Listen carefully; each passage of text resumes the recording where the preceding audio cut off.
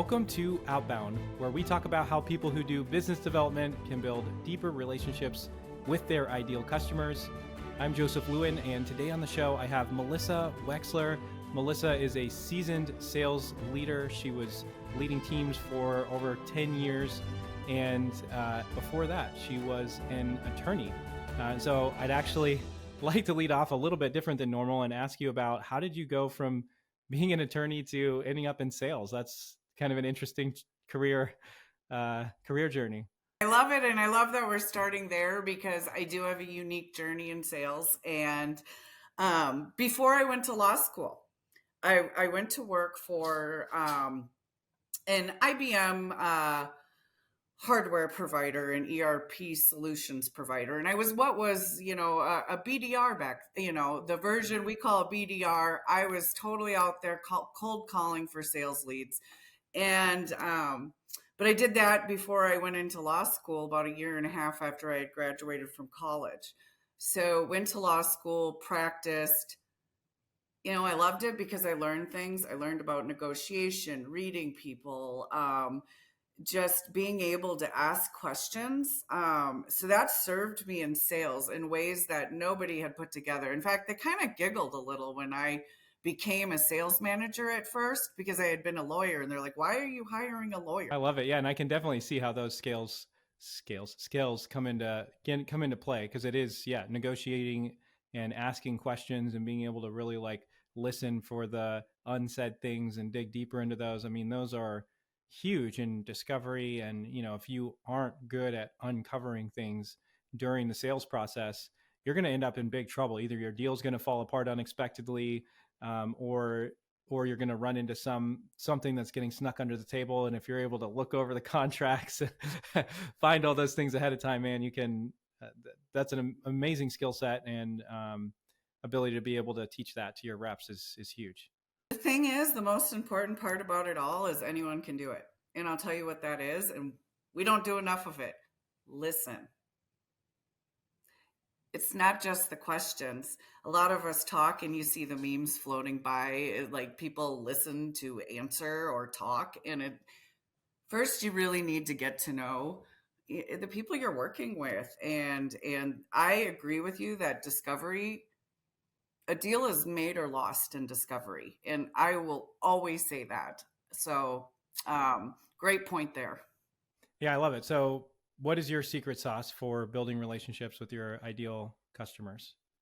All right. I love this because I just know one of your secret sauces is relationship building, and it is all about the relationship. But what does that mean, right? How do you help someone with developing relationships? I really thought about this, and it comes down to caring authentically. It comes down to knowledge sharing. We just talked about that, and genuinely give it, receive it. I love this. And passion. I know everybody says, well, how do I find my passion, my why? The big questions, but really break it down a little more simple than that. What do you like about the people you sell to? What do you like about the industry? What jazzes you up? And start the conversation there. Right? Yeah, I like that. I like that approach, because I think when people talk about being their authentic self, sometimes it's hard to apply that, say, and I'm actually not a golfer, so but say you love golfing, and, then you are doing your day job that's in sales. And I guess the two could cross over if you're in the right sales job. But if you're not, then those things don't necessarily cross over. And you're like, well, I'm really passionate and authentic about golfing, and half the people I'm talking to think golfing is ridiculous. So, I can't really cross those things over. So I'm not my authentic self in that. But what you just described is kind of a different way of pulling that in. Like, you can use that to build rapport, and that's great. But being authentic is about finding something that you're interested in and curious about in the industry and about the other person. And we just actually had an episode about being curious, and that, this kind of plays into that same idea where it's leaning into something that you're authentically interested in. And then when you're authentically interested in the other person on the other side, they feel that, and they want to talk more, and they share things that help you understand their problems better. And you can build a much better relationship that way. I love that. That sums it up really well. And I think authenticity, I heard that in there. I heard be curious. Those are paramount. And I've said this forever, but think about sales sometimes as dating. I'm sorry if that's not okay to say, but at the same time, it is. People sense inauthenticity. People sense that you're desperate, right? End of quarter, you have deals on the line that can make or break, and you can't drive true success when you're not authentically trying to help problem solve and not truly care or find passion in what you're doing. And I love that you pointed out the uniqueness, but the way I tend to think about it is enjoy the process, get to know beyond the product, get to know your client, get to know what they care about, get to know what's happening in their industry, do the research, visit associations online, and they talk a lot about what your clients are struggling with day in and day out. I was thinking about podcasts, even, right? Just engage, knowledge sharing, that back and forth between you and the people you want to serve. Tell me about a time when you've applied that authenticity and really being genuinely curious about the person on the other side and their industry and doing that research. When is that paid off for you? Oh, I'm sorry, but people are tired of hearing about it, but this is a true story. It was absolutely the pandemic and the election cycle in 2020. Everybody had gone bananas. And this is a point I want to make. Economy, innovation, technology, all of those change. But what's consistent is relationships and people. Well, at the time the pandemic hit, we had that mini recession and nobody knew what to do. We all saw our pipelines evaporate, everybody paused, and we figured out, well, guess what? We know what we're seeing and we know what we think is right to do. Let's help people trying to make that same decision right now. And let's approach everything from a knowledge sharing. What do we learn? What are we seeing? What are people in the industry doing? And because we help people, we were there when they figured out how they would move forward, what budgets would look like, purchasing, right? Operations, how they would design their go forwards. We wouldn't have been there if we hadn't consulted. We would not have, we went on to grow year over year, 10% and 20 the following. And I really would go all the way back to the beginning when we made a decision. I said to the team, we've got to realize the people we serve are in the same position we are. So what do we know? Let's start helping. Yeah, that's huge, and that kind of goes back to a point that you were making earlier about how you can visit these associations, industry associations, and as you're doing that, you really learn about the pains of the industry. And I'm really more from a marketing background myself, and I was a product marketer. And as I've been talking with more salespeople, I found that a lot of companies, especially in the advisory or consulting space, don't necessarily have product marketing or a marketer on their team that develops messaging. And so it ends up being the sales team on the front line. And so a lot of salespeople are actually, whether they realize it or not, they're mini product marketers for their team, where they're going out, they're finding the pain points and problems, they're identifying who the ideal customers are, they're shaping how the solution should be positioned, and then they're positioning that. And a lot of times it's on a one-off basis, but then they start to get an idea and pull that idea together. And I mean, from a marketing perspective, it's best if you can get your sales reps information, pull it together, and then create a unified product marketing message. But at the end of the day, the sales reps who find those pain points and can like tailor the way they talk about the solution to address those pain points, those are the sales reps that I've met who are really successful. Me too. And it's been the same. I've been in multiple industries. Honestly, I worked with IBM software and ERP solutions. I was an attorney and did work in business development in that industry and sales.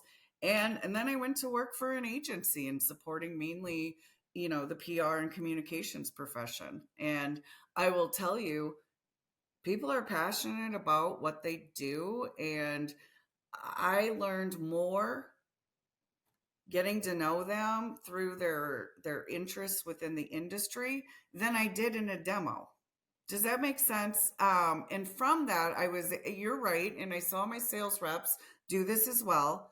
When we could tailor the messaging, target it better, really understand pains from a deeper level, people respond to that. Yeah, I mean, and if people have listened to this show before, I'm sure they've heard me talk about this, but I think that a lot of times in the marketing space, this is true, but I think in sales, it's true too. We're focusing on business problems a lot of times. Like when you do, well, most people really focus on their solution and talking about it all the time. And then good reps focus on business problems and they help solve those, or and then tie business problems to business objectives and can tie those together. But the people who are the best figure out what is the personal pain for the person on the other side that's caused by this problem. And if you can identify what keeps the other person up at night, what's making it so they can't sleep, that's involved with their job, and you can speak to that, even if you don't sell something that's going to help that, if you can speak to it, then they're going to trust you so much more and go like, you get me, like, yeah, I want to work with you on this thing over here. So I think that's really key to uncover those things and really dig into it. I agree with you 100%. I often say if you only talk about your product, nobody's going to hear you. When product comes up, it should be much more organic and it should have, this is why that discovery piece, if we go all the way back in our conversation to discovery and listening, the more you know about the individual, what's driving them, what's driving this purchase, and why it should be the problem they're focused on right now. I've never met a professional that doesn't have 6 problems they're trying to solve. Why is yours the most important as well, right? You need to understand. Um, so I think honestly, if you don't even know where to begin, I want to go back if you're listening to this and thinking, I am not natural at this. In fact, I've done inside sales, had huge teams in inside sales, and they're like, well, where do I go network? Because my people are in South Carolina and I'm in Idaho. Online, read, right? You can start a lot of places. And so I say start doing research, just reach out to people, not necessarily first to do a demo, but authentically to learn more about the industry. Yeah, and I found that that works especially well if you're new in an industry. I mean, especially if you're new in your career, it's easy. You literally just reach out to people and go, "Hey, I'm brand new in my career and brand new in the industry. Would you be open to getting coffee with me and helping me get up to speed?" And not everybody's going to be open to that, but a ton of people are. Ton of people are. That's how I switched from legal to PR. And then I started volunteering. And then I started, right, showing up in other ways. And I learned absolutely invaluable amounts of information. And I went on to just truly love the people. You got to find the passion, right? I enjoyed learning with them and hearing about where the industry was going and how they tackled new things like, are you ready for it? AI. Who's not talking about that right now? So, really fun to talk about that. Yeah, yeah, and connecting with, I think also when you're focused more on building relationships with people and you're reaching out and looking for people who are willing to help, the people who are willing to help are going to be better to work with anyway. And if they're not in the market for what you do, a lot of times they're open to making connections and making referrals. And then if they do work with you or they've made a referral for you, the type of people that are in their network, people who are willing to help, people who are more relational to begin with, you're going to close deals faster. You're going to do it with less problems. They're going to tend to be working with companies that are better to work with, less transactional, all of the things that you want as a sales rep. Because if somebody's not willing to give you the time of day to share ideas, or, they're not, I don't want to say always, because sometimes people are just busy and they don't have time. That's fair. That is a true story. But if somebody's just like, nah, I don't do things like that, if they have that attitude, or, they're not interested, then they're not going to be the most collaborative person in a sale. And that's really going to be difficult to work with them. So, Brings me to a point. Our careers are long and you just don't know what direction you're going to go and how you'll see people again. remember, give it back, help people. I mean, nothing gives more joy than sharing. We talk about knowledge share. Well, I figured out with the PR profession, I may not know exactly what a young professional would be going through, but I sure know a lot, and I'm willing to help. And that is genuine, and it comes back, right? So don't just do it for you. Try to figure out ways that you genuinely could do for others, whether it's I don't know, people need help with just about anything. So pay it forward.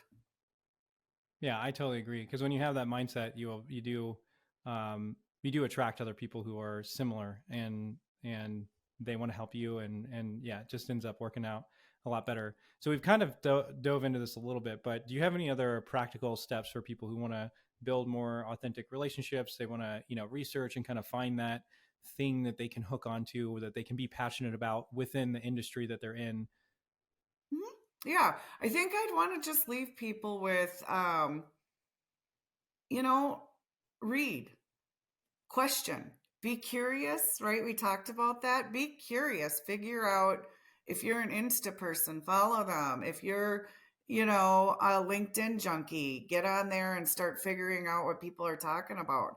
Um, really just do the research, show up. A lot of people lately have said this to me and it resonates. Those who show up win.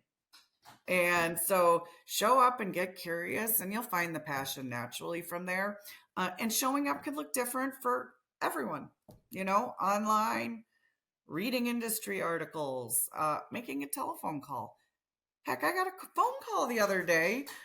People don't do that anymore as much, just to say hi. So I'm just saying, think of ways that work for you to learn about things beyond just the micro, go to the macro. You got to understand how your product fits. But if you can't understand how your product fits in the client's entire ecosystem, it's going to be hard. So do the learning.